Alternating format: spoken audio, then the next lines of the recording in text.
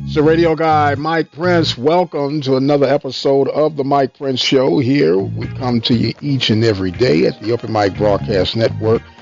Social media handle for Twitter is at the Mike Prince Show. The YouTube channel is the Open Mic Broadcast Network. The website, obnradio.com, and the 24-hour dial-in message line, 713-570-6736. And without any further delay, we'll jump right into today's episode. Great show on a live edition of last night. Gene Johnson, head football coach of the Waller Bulldogs, and Dave South, longtime voice of Texas A&M Aggies sports, football, baseball, and basketball. Guys, definitely want to go back and revisit that show. Great information, great conversation with both Gene Johnson and Dave South. Huge weekend in the world of athletics, most of it from the professional ranks. Congratulations to the Los Angeles Dodgers coming back to take care of the Braves. And you had to figure when the Dodgers won Game 6 that the pressure had shifted to the Atlanta Braves, and they were not able to hold off the Dodger Blues. So it will be the Los Angeles Dodgers and the Tampa Bay Rays. Now, it's no doubt that the Dodgers will be more than likely the heavy favorites to win the World Series, and I was just on record for saying if they were to lose to the Braves, they could probably go down as one of the most underachieving franchises in MLB history due to the fact of their payroll alone. But you cannot underestimate what Tampa Bay will be bringing to the table. Now, of course, it would have been an ideal setup for the Atlanta Braves to lose as they did to the Dodgers and for the Rays to lose to the Astros, where you'd have the Los Angeles Dodgers and the Houston Astros in a grudge match from the 2017 World Series. But it didn't happen that way, and it is what it is.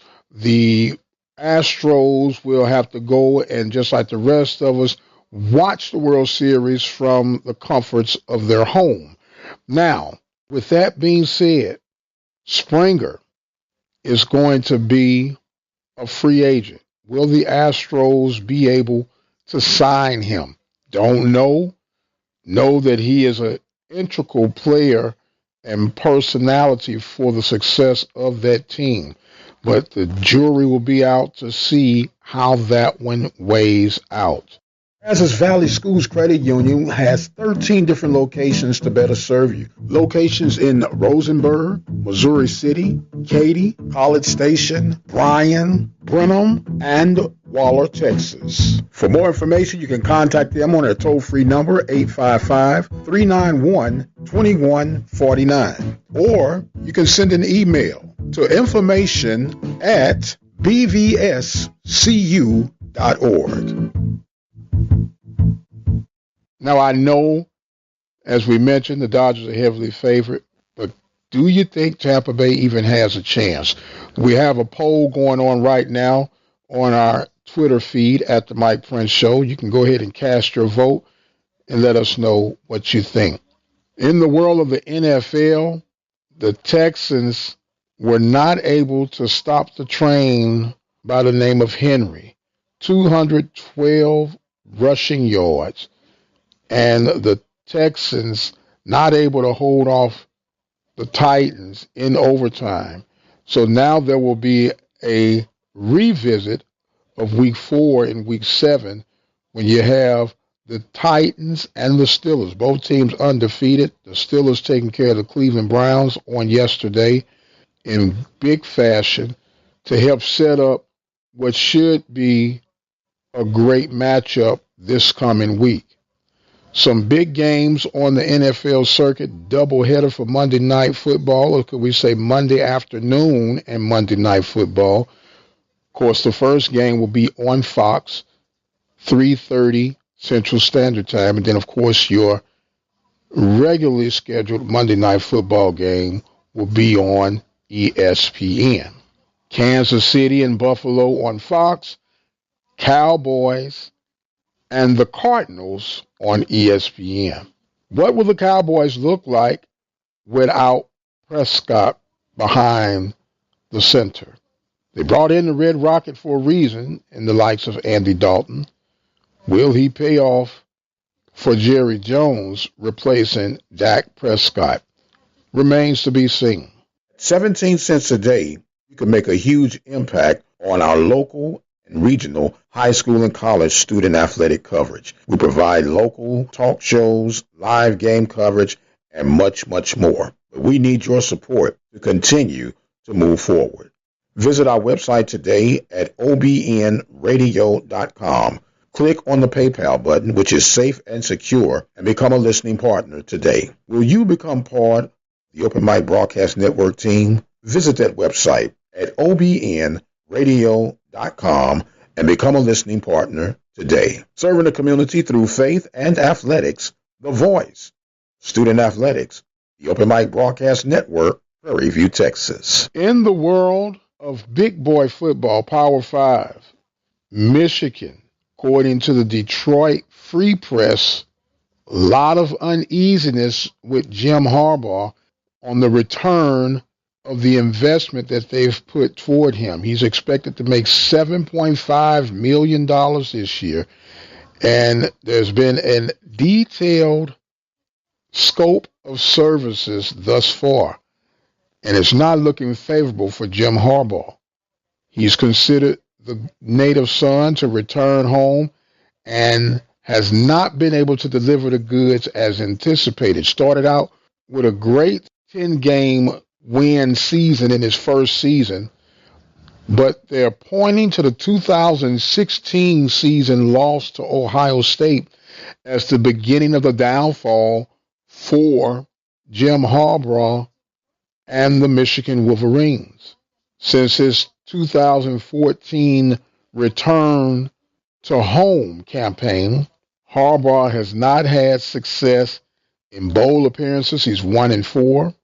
He's also 1-2 against top 10 opponents, and he has struggled mightily against the rival Ohio State Buckeyes.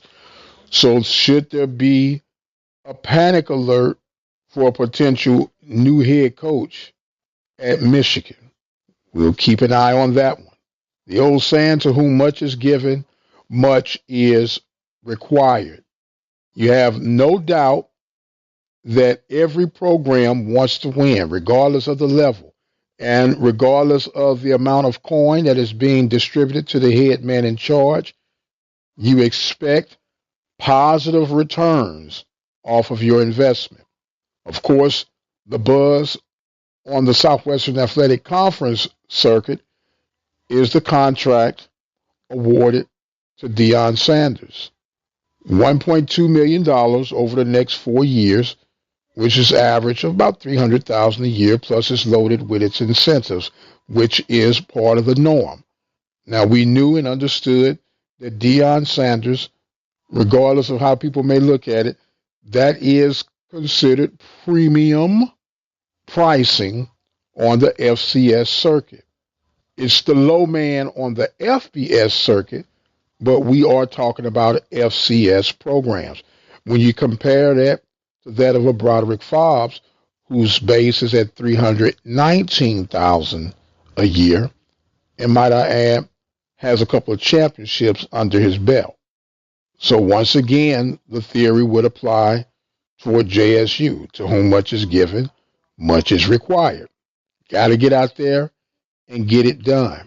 And I am really, I won't say concerned, or maybe I should say concerned, about how it appears, and I'm going to use that term very, very loosely, but JSU fan base has become ultra sensitive whenever someone brings up any question marks about the hire of Deion Sanders. And I think you guys are going to have to really kind of lighten your load, because once again, you cannot recognize all the pros without acknowledging the potential of cons. It's part of the balance, especially from the world of broadcast journalism. So put up your hater statements, Don't be so sensitive. And if it were Dion or if it were Neon, I believe the questions would still be raised. How much is that individual worth that much? What are the results? And of course, the expectations. We know that if you had brought in Ronald McDonald, you still want Ronald McDonald to be able to win and prove himself. So, yes, we can report on the net worth of publicity that has been acknowledged since the addition of Deion Sanders. You can talk about all the sweet deals, but then you have to go back and look at the reality side of the coin as well. That although those I mentioned are part of the reality, the other part of the reality is that Deion Sanders has yet to coach a Division I football game as a head coach. He is yet to coach as a head coach, period. Not knocking Deion's ability, not knocking his worth. It's just a legitimate concern. And I guess you could say anticipation on what will the Deion Sanders era be like. And I think you guys really need to slow down just a little bit. And I can get it. Then there are some people who are going to hate just because they can hate. But every person that has a legitimate question or concern is not hating on JSU. By far, that is not the case. And let me clarify, at least from this network. But once again, it is what it is. Meanwhile, as far as a Prairie View A&M University fan supporter, it appears, and I'm going to use that term extremely loose, that Prairie View is not on anyone's radar right now when it comes to respectability and credibility in the world of football. Because since the announcement of Bethune-Cookman and FAMU coming to the SWAC, which is greatly anticipated and welcome and is part of the brand building and the lure of this great conference that we're part of. But all we've heard was JSU, Southern University, Grambling, and Alcorn, and deservedly so. No doubt about it. But then when you add Bethune-Cookman and FAMU, all of a sudden now those are your top 50% of the conference. Now, as a Panther supporter, Panther fan, I do not put on the purple and gold shades, meaning that I accept it for what it is and try to be as neutral as possible when I do my reports and when we broadcast here daily at the Open Mic Broadcast Network. Part of that, I believe, is that Prairie View is going to have to earn that credibility of acknowledgement. They're acknowledged for having great facilities. They're acknowledged for having quote unquote money. Everybody thinks Prairie View has all this money, which we are in pretty decent shape, but it's not like you guys think it is. However, Prairie View is going to have that match up with the results on the field. We're talking about football right now, but across the board. If you remove a couple of sports, the high profile sport, of course, men's basketball, back to back championships of regular season, greatly acknowledged. You've had success in golf. You've had success in bowling. But let's be honest, people yawn and stretch at the golf recognition. They yawn and stretch at the bowling recognition. Not that you're discrediting them, but you have to acknowledge it for what it is. People are going to put their hats on your football, your basketball, your baseball, softball, and then it starts going in the rest of the pecking order. That's how they're measuring your program establishments and success. Do you say that people are hating on Prairie View, or is this a dose of reality that we as Panther Nation fans have to acknowledge that we got to step our game up. I really think it's about a 50-50 mix. But that's why we play the games. That's why we line them up. That's what gives us hope at the entrance and the opening of any given season. So with all that being said, we can talk in theory, we can talk in speculation, but the bottom line is the numbers don't lie. The results will be the results. And until that whistle is blown to acknowledge the start of football season in the spring, no one is above no one, because your projections are simply that, projections only. So I will close and exit stage left with this food for thought. No matter where you start, it's all about where you finish. And as for me and my house, I'm going to be rooting for the Prairie View A&M University Panthers. I must exit stage left for right now. My time is far spent. Don't forget to revisit the Sunday Night Live show with Mr. Eugene Johnson and Dave South. Great show. It's worth the revisit.